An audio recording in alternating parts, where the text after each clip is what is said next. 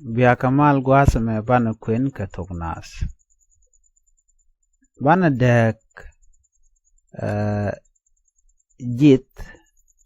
kene jit ban dek dian bana jangach.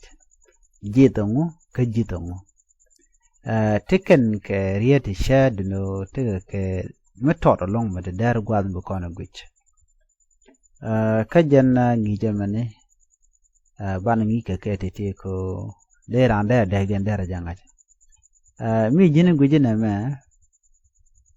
jit. Jit me te muta der gwa makan tara kana ke neme chale neme medera. Medera kan tara kana ke. Mi jini gwiji neme jit. Cha wide tom cha pinda ke chale hi neme kan me chale Mubukon gwasa me de konen cha kon jogonode meme jit. Meme jit ko ti iteten. Cha meme jit bidagden bi kon ngaka gwaren gwado neme ja ke hi ke sa. Nyodode meme jit pa neme nyot anguneme meme jit ki neme jit. Muradian gwasa mi kon gwi kone neme chan men kap go de kon men gwich ban de kam ne go. Gwasa me ben gwada me cha meme jis nemene meme jis sorry meme jit jen dag den gor kon gwa di nan gwada men tama menetin si meme jit jit jane jit jale mene chale jit mugor kono milenial gwa na me jit bukono nankangu bana nangwa me jit bana nangne bana nangwa mi kono ngaya gwa otiti ka titen wana mabana ko ben katin konde kon ka kwen ban je to gwa da me ko bukono ngache na me chalara ode nyamal te ke jit dere ngai gwa da men chagor nyamal te ke jit dere je nyamal te ke jit mradiana me te ke jit raw hi anta ke jit raw ba jin ti ke jit raw ba no daga gor kon gwada me jen me mishal ke hi di nena gwada mbo hi jenone di nena gwada mbo hi jene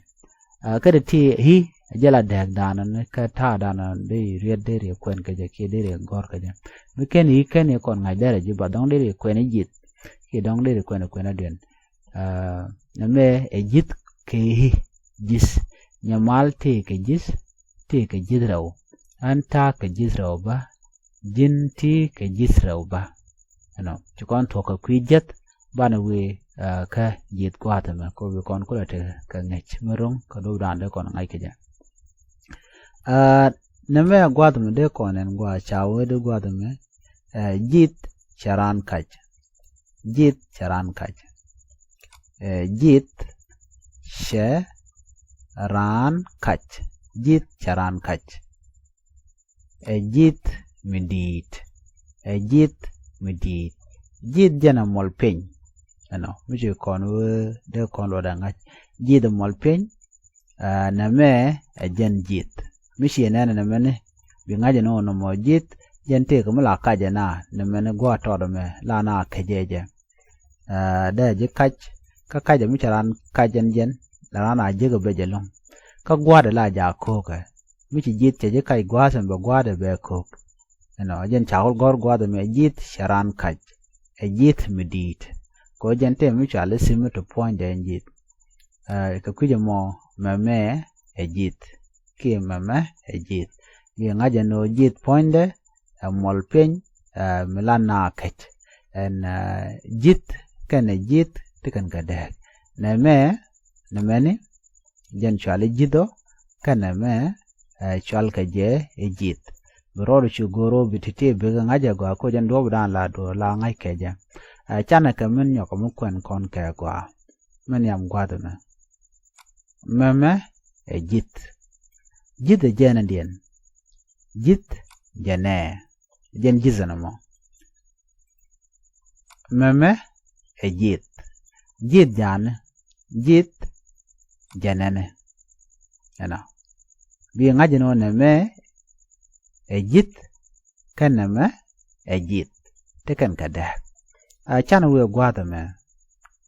nyamal te ke jit nyamal te ke jit kane jit kan tene gwada me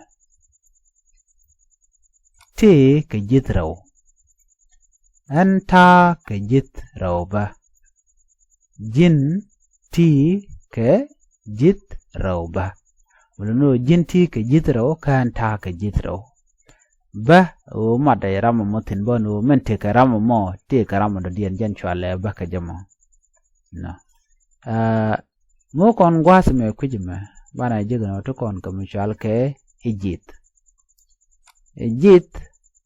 sharan kach jit charan kach jit amendien jit ajan le me nen kon chwale jit sharan kach jit ejit medit yen ejit medit ana mo ngo ejit medit wi ngaje no jit ken ejit te kan kadak balu nyal gwata mena na me jit wene jit be gwata me ejit na mena na me de kon moch ke aro da kulo ka kono gwa na me ba ke gana be ko be ka jit na me ejit na mena ejit jit jane jit jane gwada me to kon ke aro me kene me mu gwada me jin brodu chu palpin ke ngede dob dan de kwen ke je ko kene konden gor ke jeno deran de to der jamal ngach mi gori no to ngach la ja goro be de ngwan be ka ngach de ga dan de to de ga da ka je mi ay jogo no de ne ti men yam kon gwich na me e na me e hi no na me jis na me jit yo bi ngaje no okay jit amendien ke jit amendien ne ka gwaren mucho gwaren che ngai che de ngai che dial wi tak bi ngaje no na me e jit ka na me e jit no jen kwal chole me e jit ka me e jit birodu chu palpin bi goro birchiti bi goro bi ngach ko kan jen rob dan ngai ngwa ga goro do ngach birodu palpin ka liengda ka bi chu gorba ma man mi yo je chu bloid bi to kulo ko ko ken bare ba nyo kwen anyok nyamal te ke jit raw anta ke jit raw ba jinti ke jit raw ba jit charan kach jit medit jit charan kach jit medit ano an ban yo je kangi jodien je paro jeno jin in language school channel which support ko bitin dial kon ngi ko tongnat we kan chamala chubge ya temal